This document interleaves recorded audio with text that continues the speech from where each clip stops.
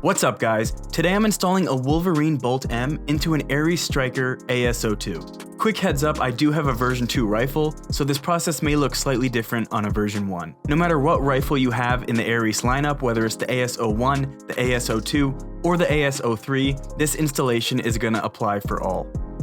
A full build video is in the works as I wait for some more parts to arrive, but today I'm just going to be focusing on the engine install only. Here we have my very lightly used AS-02. Let's go ahead and break it down for the install. First things first, remove that magazine. Then, to remove the lower from the upper, I'm loosening the 2 hex screws located at the base of the rifle. These screws use the same sized Allen key, however the screws themselves are different lengths. Just keep in mind that the shorter screw is on the front side and then the longer screw is towards the rear. With both of the retention screws removed, the trigger guard will now pull off with a decent amount of force. We don't need anything with the trigger guard, so we can just go ahead and set that to the side, and now the lower can completely be removed.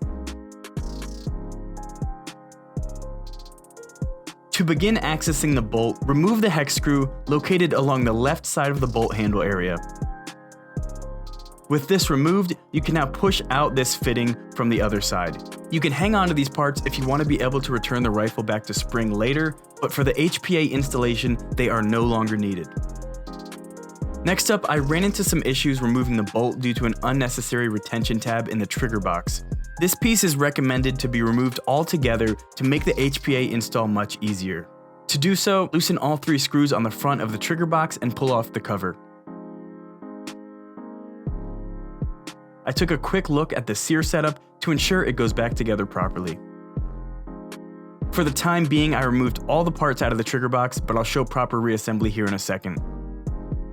Behind the trigger is a black retention piece. You can see as I pull the pin down, I'm now able to remove the bolt assembly. But we still may have the same issue putting the bolt back in, so it's recommended to remove this retention pin completely as it's no longer needed in an HPA setup.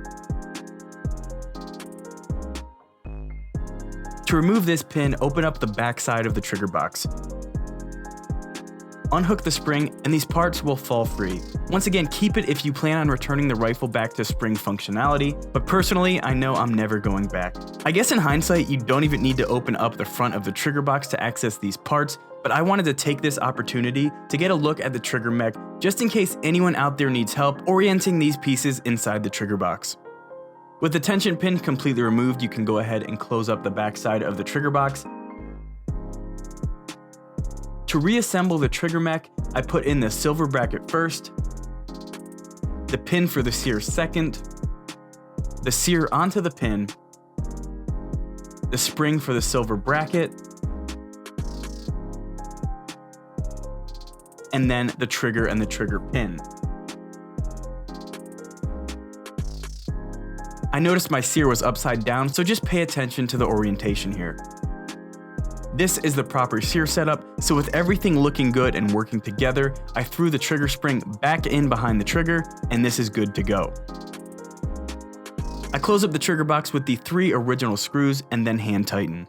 Now we just need to put the engine inside the bolt. To access the inside of the bolt, simply unscrew the nozzle. The contents of the bolt are under pressure via the spring, so just be sure not to let these parts jump out across the room. We don't need anything from here. The pin, the spring, the cylinder, the nozzle, these can all be set aside, sold, or held onto if you feel you may be returning back to spring. I did buy my rifle used, so I gave everything a good cleaning before the HPA install.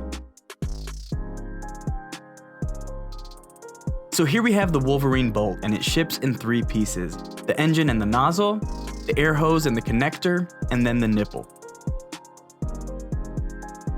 To install the engine into the bolt, find the left side of the bolt. This is going to be opposite of the handle. Find the silver threads along the engine and then slide the engine into the bolt, keeping those threads visible through the slots along the left side of the bolt. Then simply screw on the Wolverine Bolt M nozzle, and this will keep the engine inside.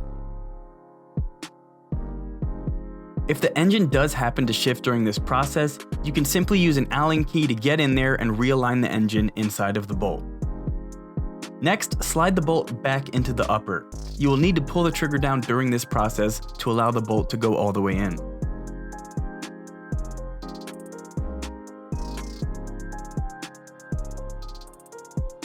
take the air hose fittings from the Bolt M and push it into place along the left side of the bolt system. I like to remove the threaded piece first, push the fitting into place, and then secure it in by reinstalling the threaded piece and hand tightening. From here, the engine is almost good to go. Before total reassembly, I'd test the engine at this point to ensure proper installation and functionality.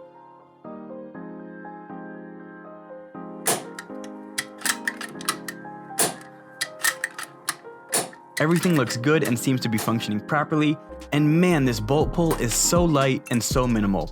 Now all that's left to do is route the airline through the stock. To get a look at this, I dropped my upper onto the lower to get an idea of where the airline's going to fall naturally. I need to create a channel for the airline to enter the stock as well as exit the grip.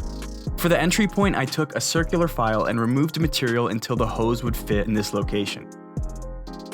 And for the exiting airline, I drilled a small hole off camera. You can see here where my hole is located, allowing the airline to make its way through the grip. Now I just drop my upper into the lower and route the airline as I go. The final hole needed here for the airline is going to be at the base of the pistol grip. You can see here the location I've chosen, pretty much dead center.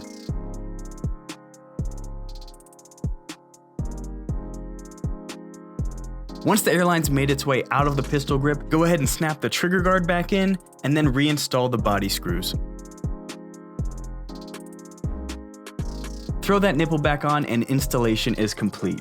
I do have a full build and gameplay video for this rifle in the works. I'm waiting on a few more parts to finish up the build, but I am super excited to run a sniper rifle again for the first time in years. Be sure to subscribe and hit that bell for any future builds, gameplay, reviews, and epic edits. Thanks for checking out the video, guys. I'll see you all in the next one.